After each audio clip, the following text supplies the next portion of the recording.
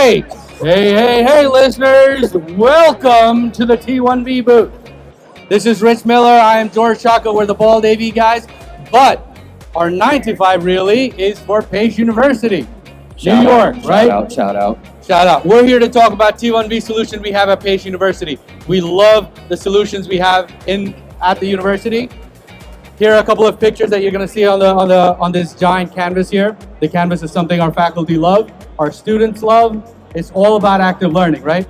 Our traditional traditional lecture model education is going away. It needs to go away. You don't want to look at the back of this head for 2 hours as I lecture. You do not want to look at that thing, right?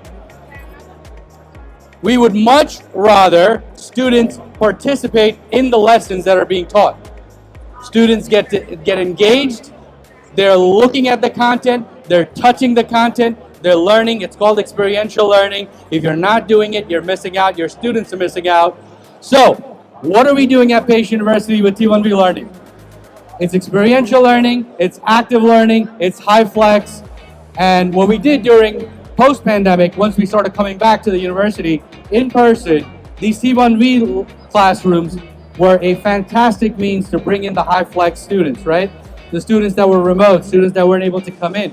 Let's be honest, HyFlex in some shape or form is always going to remain here, right? Whether it's a sick student, someone that goes away, whatever it is, that person is always going to need to come in remotely. And this has been a wonderful, wonderful experience, not only for HyFlex, also for some experiential learning. Hey, Rich, take it away. Experiential learning. We practice experiential learning. We don't just talk about it, okay? We do it. And our partnership with T1V has been crucial in, are you going to say something? Learning by doing. George, Tony, and I did a presentation earlier today, super early this morning, about experiential learning. That is learning by doing, and we don't just talk about it. When we bring the students into the classroom, this classroom, for example, George, I'm envisioning this classroom from when we were student workers. First of all, this classroom used to be a closet. My equipment closet. Look how beautiful this is.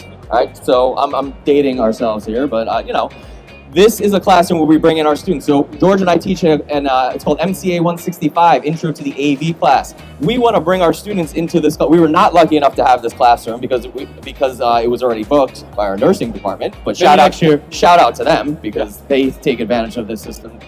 And we want to bring our students in there because we practice experiential active learning every week of our class, okay? Literally, we have a lab every week, and I'm looking at this room, and I picture our students sitting there doing line diagrams, working on a project. Gantt charts. Work breakdown structures. I can't think of anything else off the top of my head. Yep, neither can I. But that's the biggest thing here, right? We want to keep building these types of spaces. Like George said, that HyFlex, even if it does go away, it's not really going to go away 100%. We're going to still need that little bit of aspect, but this is the way we're really going to start getting people back into the classroom, right? After that 3 years of little hiatus, if you will, these are the type of rooms that we need to keep building. And I believe we're currently building a few more right now, right? Shameless plug? Yeah, absolutely. And the beauty of these rooms, really, when we think about it, is the flexibility in this room, right? And you have your faculty. We have an 86-inch Avocor TV that's in front of the room, which is a giant canvas. The teachers can pull up their PowerPoints, their pictures. Like specifically, this is a nursing-specific classroom. So they pull up all their, anatomy pictures and stuff, and they dissect it, and they expand it, shrink it, all that kind of stuff. It is pushed to the student TVs that you see around the room. We have nice little 42-inch TVs at the head of each table. The students are able to get an up-close look of the content. They are able to connect their own laptops, do their own work in groups. If the professor sees something that table 8 is working on that they really like, they're now able to share that with the entire classroom at a touch of a button, right? This is our New York City classroom. You'll notice there's much fewer windows in this space. The flexibility in this room of working on a screen, moving to a whiteboard, being able to move a table to a TV screen, being able to pull in an external speaker, any of those functionalities in today's classroom, making the classroom flexible is critical. T1V does it better than anybody else. I can guarantee you that much, all right? Any questions so far? Anyone? Questions? Questions? Go ahead. What is that? As in interacting with the content? Absolutely. Yes, absolutely. Depends on what kind of display you have.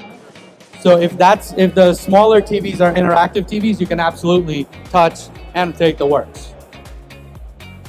Really, really cool stuff, folks. I want to elaborate on like the workflow of what you do when your instructors are using it. Absolutely. So our instructors are using this for PowerPoints, just images. So this, for example, this is the nursing. This is nursing specific space, right? So they pull up anatomy images or whatever it is. They pull up PowerPoints. They pull up their, this is a business school. So they have their spreadsheets there. There's a whole lot of, there's an entrepreneurship lab that goes on in there. So it's all about the interactivity. It's all about the flexible learning. It's about active learning. So it's really just what the students are doing hands-on and learning real world experiences, really, you know what I mean? Like, yeah, it's good to read out of a textbook, sure. But when they go out into the real world and they run into a speed bump, you now have a real world experience of how to deal with that. So they work in groups, they work individually, whatever it is hands-on and active learning.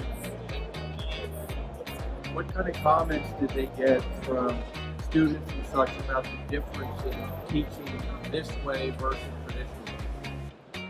Let's be honest, nobody wants the traditional teaching ways, all right? Like I said before, you might have missed it. You do not want to look back at that head for 2 hours, Whoa. all right? Hey.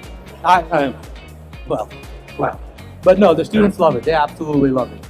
Coming to the classroom is a different experience for them, so they absolutely love being there. Yeah, so as someone that runs course evaluation feedback for the College of Arts and Sciences, I can tell you firsthand that the feedback does include not only the instructor, but the overall course, and many times the technology is mentioned in these course evaluations. So the direct feedback from the formal course evaluations at the end of each semester also have given rave reviews for these types of setups.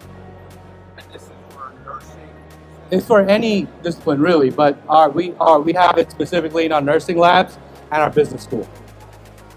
This is actually a general purpose space as well, so anyone can use it, but it's primarily used by the business school.